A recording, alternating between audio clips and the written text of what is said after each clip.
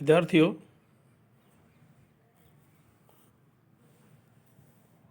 तृतीय वर्ष कला के भूगोल विषय के विद्यार्थियों के लिए आज हम पढ़ने जा रहे हैं भारत का भूगोल। इस पत्र के अंतर्गत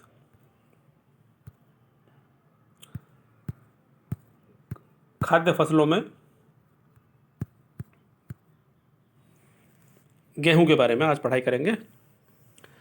चावल के बाद दूसरा सबसे बड़ा जो क्षेत्रफल वाली जो खाद्य फसल है वो है गेहूं। ये सर्दी के मौसम में उगाई जाती है और बहुत ही महत्वपूर्ण खाद्य फसल है। करोड़ों लोगों के लिए ये प्रमुख खाद्य फसल है। खास तौर पर उत्तरी और उत्तरी पश्चिमी भाग जो हमारे देश का है वहाँ गेहूं का ही उपभोग किया जाता है।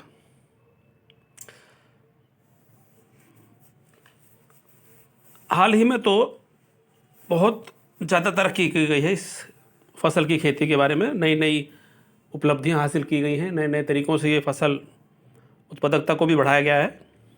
सबसे पहले देखते हैं कि इसके उत्पादन करने की परिस्थितियाँ किन स्थितियों में, भौगोलिक स्थितियों में ये अच्छी पैदावार इसके लिए जा सकती है।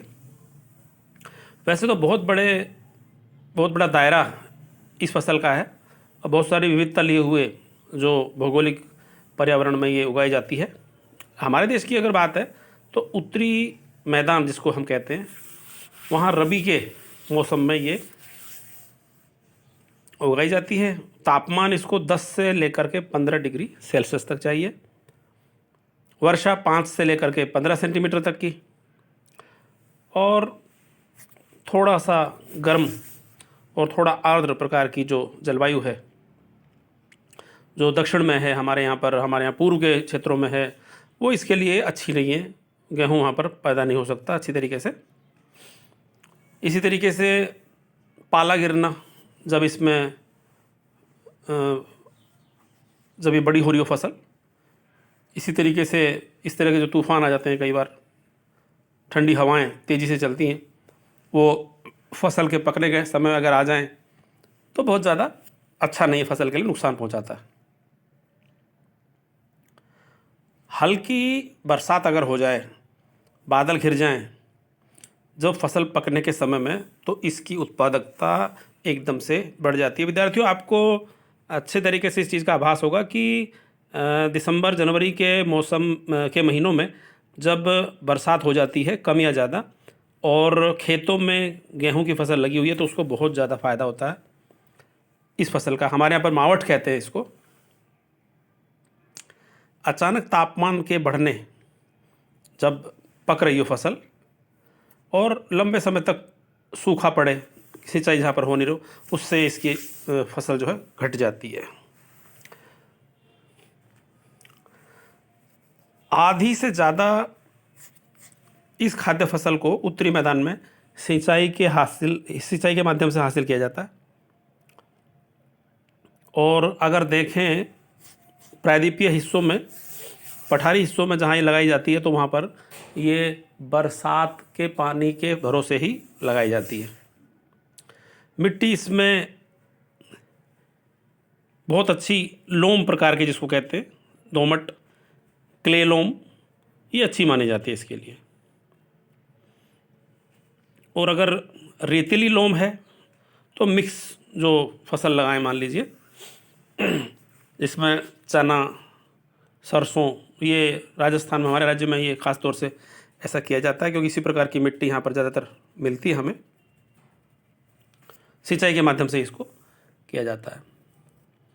काली मिट्टियाँ जो हैं वो मध्य भारत की और दक्षिणी भारत की, और नीलगिरी की पहाड़ियों की जो लाल मिट्टियाँ हैं उन पर मैकरोनी प्रकार का जो गेहूँ है वो पैदा किया जाता है। अब इसके लिए बहुत ही बारीक किया हुआ सीड बेड जिसको कहते हैं वो तैयार किया होना चाहिए। जो खेत हैं उनको बहुत अच्छे तरीके से हल के माध्यम से, या आजकल ट्रैक्टर का ज़्यादा इस्तेमाल है। बहुत बारीक की हुई मिट्टी इसके लिए होनी चाहिए, जहाँ पर इसका बीज अच्छे तरीके से पनपता है।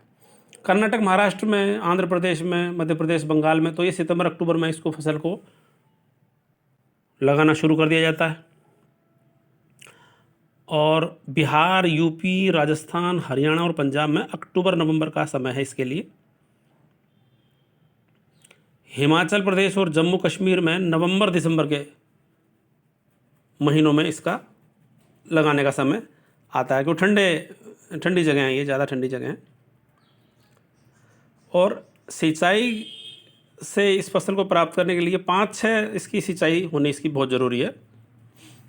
और फसल को निकालने का जो समय है, हार्वेस्ट का समय जिसको कहते हैं, वो जनवरी फरवरी कर्नाटक में है, आंध्र प्रदेश में, मध्य प्रदेश में, वेस्ट बंगाल में। लेकिन बिहार, यूपी, राजस्थान, हरियाणा, पंजाब, इसमें मार्च और अप्रैल में इसको निकाला जाता है। और हिमाचल और जम्मू कश्मीर ये ठंडे इलाके हैं, बहुत ज़्यादा ऐसे राज्य हमारे हैं, तो इसमें अप्रैल और मई थोड़ा और आगे बढ़ करके इसको प्राप्त किया जाता है ज़्यादा समय के बाद। जहाँ तक इसकी पैदावार की बात है तो प्रति हेक्टेयर जो औसत उत्पादन हमारे देश में है वो काफ़ी पहले अगर हम देखें तो कभी ये मात्र 15 क्विंटल हुआ करता था, जो कि 1994-95 में बढ़ कर के 25 क्विंटल हो गया। और आज के समय में अगर देखें तो ये 40-45 क्विंटल, ये इस प्रकार का औसत इसका प्रति हेक्टेयर के लिए कहा जा रहा है, इस प्रकार से होता है। लेकिन ये देखिए दूसरे देशों से अगर हम इसको तुलना करेंगे तो ये बहुत कम है। दूसरे देशों से करें, जैसे मान लीजिए नीदरलैंड, हालांकि देखिए बहुत ठंडा देश है, यूनाइटेड किंगडम, आयरलैंड और डेनमार्क, इससे हमारे जो उत्पादकता है ये मात्र 1/3 है, यानी सिर्फ 1/3 ही उत्पादन हम प्राप्त कर पाते हैं इसमें। तो ये भी बहुत चिंता का विषय है कि हम लोग इसमें आगे नहीं बढ़ पा रहे हैं, बढ़ा नहीं पा रहे हैं इसको, जबकि होना ही चाहिए कि समय के साथ साथ हम इसको आगे भी बढ़ा पाएँ। इसी क्रम में राज्यों में भी हम देखेंगे कि बहुत ज़्यादा डिफरेंस आ जाता है, फ़र्क आ जाता है। जब हम उत्पादकता की बात करते हैं, बहुत ज़्यादा उत्पादकता में फ़र्क है। जैसे उत्तर के जो कुछ राज्य हैं, जो खैर विशेषतः जाने भी जाते हैं इसी के लिए, इसी की खेती के लिए, वहाँ पर हम पाएंगे कि पंजाब में, पश्चिम बंगाल में, हरियाणा में, गुजरात में यहाँ ज़्यादा उत्पादकता है। राजस्थान में, बिहार, हिमाचल प्रदेश, महाराष्ट्र, जम्मू कश्मीर में कम है, उससे कम। और मध्य प्रदेश और कर्नाटक में और भी कम है। यही कारण है कि ये इलाकों में तो कम। आज के समय में अगर हम देखें तो वैसे तो कृषि के अंतर्गत जो समस्याएं हमारे देश में रही हैं, उसको देख कर के ऐसा हो गया था कि बहुत ही दिक्कत के समय में हम लोग आ गए कि उत्पादकता कम होने के चलते उधर दूसरी तरफ आबादी हमारी बढ़ती जा रही थी, तो एक संकट का समय आ गया कि खाद्य फसल ही हमारे बहुत कम पैदा होती है, तो हम लोगों को खाने का भी दिक्कत आ रही थी। इसके बाद जब ये हरित क्रांति जिसको कहते हैं, ग्रीन रिवॉल्यूशन जिसको कहते हैं, उसके बाद ये थोड़ा हमारे उत्पादकता बढ़ी है और इसमें संकर बीजों का इस्तेमाल किया गया। हाई यील्डिंग वैरायटी इसको कहते हैं, जो ज़्यादा पैदावार देने वाली जो संकर बीजों के माध्यम से। तो इसमें देखिए सोनालिका, कल्याण सोना, सफ़ेद लरमा, शरबती, सोनोरा, सोनोरा 64, लरमा रोजो, छोटी लरमा, ये इस तरह की जो वैरायटी हैं, इस तरह के बीजों का इस्तेमाल किया गया। और पुराने बीजों से उत्पादकता वास्तव में बहुत कम हो गई थी, जिससे बहुत परेशानी आने लगी थी कि भाई अब आगे क्या होने वाला है।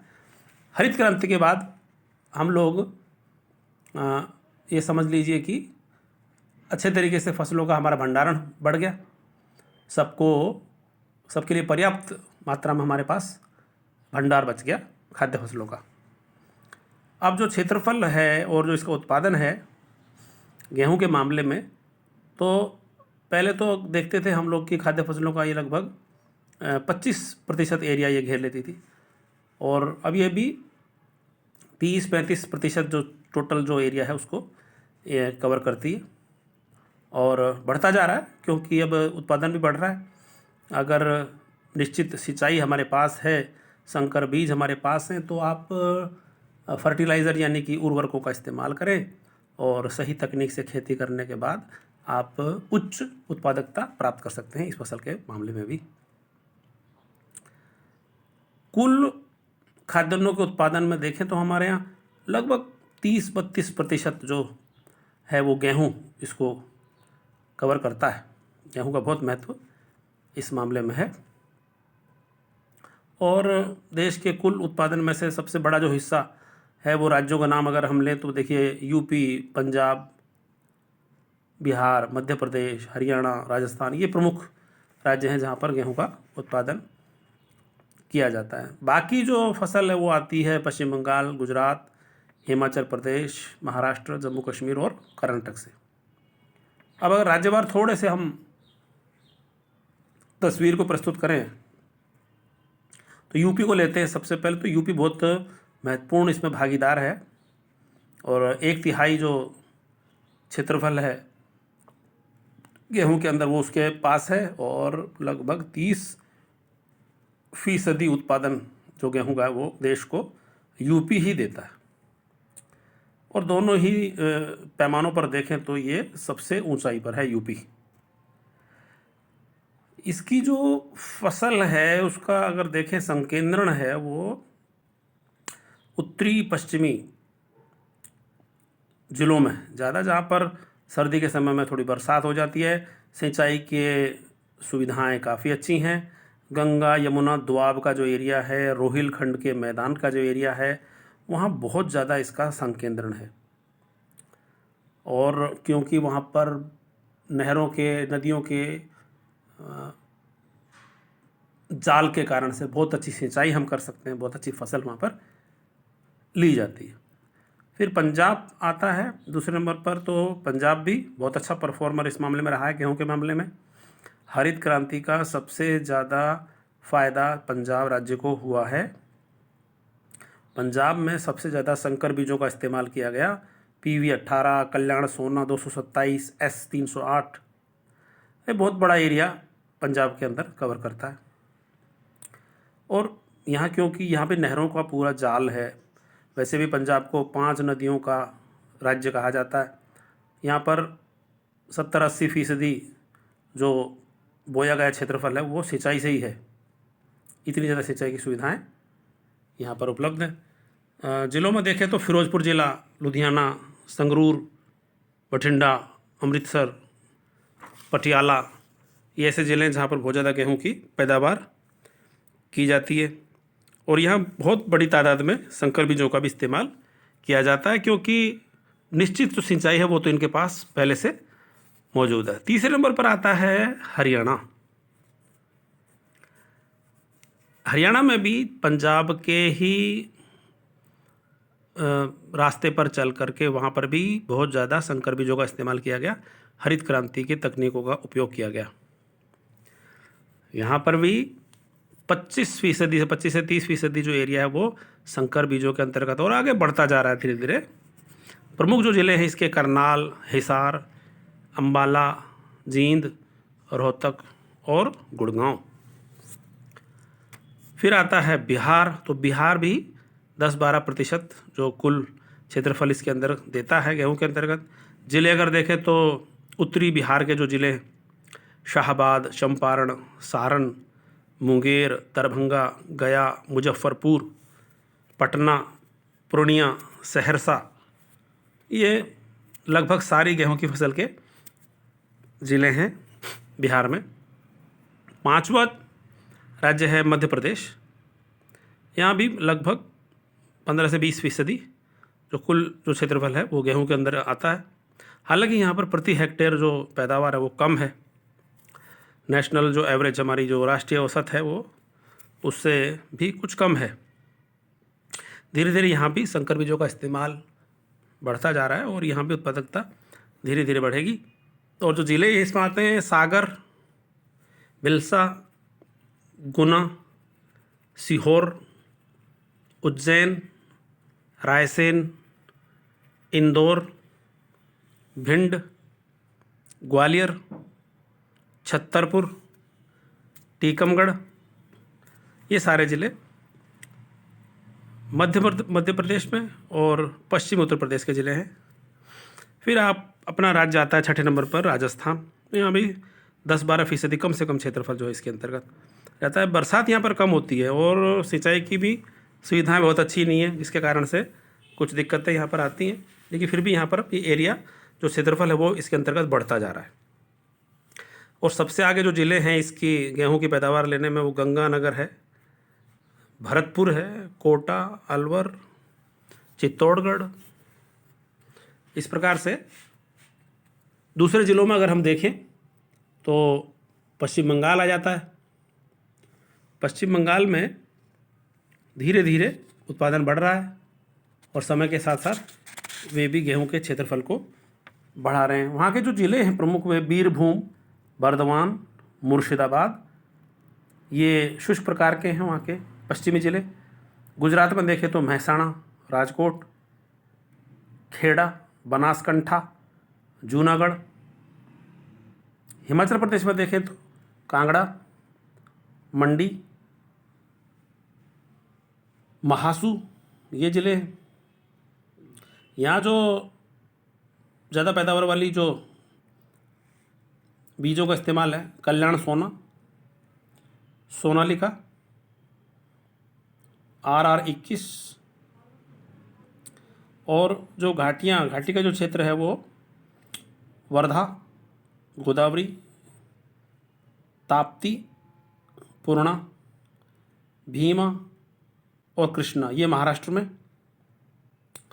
और श्रीनगर, बारामुल्ला, राजौरी, अनंतनाग, डोडा, जम्मू एंड कश्मीर, कठुआ, ये जम्मू कश्मीर के आज के समय में तो दोनों अलग कर दिए गए और संघ शासित प्रदेश बन गए हैं वैसे।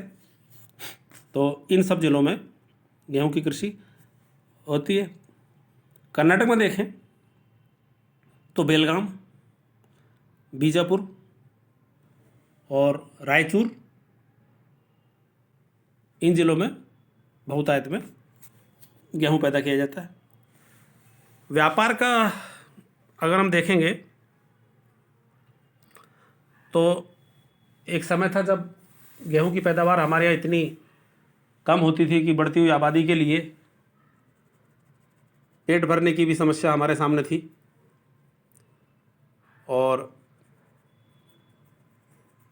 समय के साथ साथ वैज्ञानिकों ने काम किया, कृषि वैज्ञानिकों ने, और हरित क्रांति को जन्म दिया। हरित क्रांति आने के बाद तो चीज़ें बहुत आसान हो गई। थोड़ी तकनीक के हिसाब से नए बीजों ने कमाल कर दिखाया और उत्पादकता इतनी ज़्यादा बढ़ी कि अब सभी के लिए लगभग खाने के लिए हमारे पास भरपूर है। हम लोग गेहूं के उत्पादन में, गेहूं के भंडार में स्वावलंबी हो गए हैं। बाहर से हमें मंगाना नहीं पड़ता, बल्कि कुछ मौक़ों पर हम अगर बाहर किसी को ज़रूरत होती है तो हम उसको आपूर्ति भी कर देते हैं। ज़्यादातर जो हिस्सा जो आता है वो पंजाब, हरियाणा से, यूपी से, MP से और राजस्थान से। जो मंगाने वाले जो राज्य हैं जिनको ज़रूरत पड़ती है गेहूं की, तो महाराष्ट्र है, पश्चिम बंगाल है, बिहार है, और दिल्ली संघ शासित क्षेत्र है, ये दिल्ली में मंगाया जाता है। और बाहर के देशों से पहले किसी से हम मंगाया करते थे, अमेरिका से हमने कई बार, और यूएसएसआर पहले सोवियत संघ था, बाद में रूस हो गया, कई बार आवश्यकता पड़ती थी तो गेहूँ और इस तरह गेहूँ का आटा कनाडा से, अर्जेंटीना से, ऑस्ट्रेलिया से। और ये 70 का दशक तो ऐसा निकला कि बाहर से हमें काफ़ी ज़्यादा गेहूँ मंगाना पड़ा उस समय, लेकिन धीरे धीरे हम लोग अब स्वावलंबी हो गए और अब आवश्यकता हमें नहीं, भरपूर मात्रा में हमारे यहाँ पर फसल होती है। और हरित क्रांति का ये कारण है कि हम लोग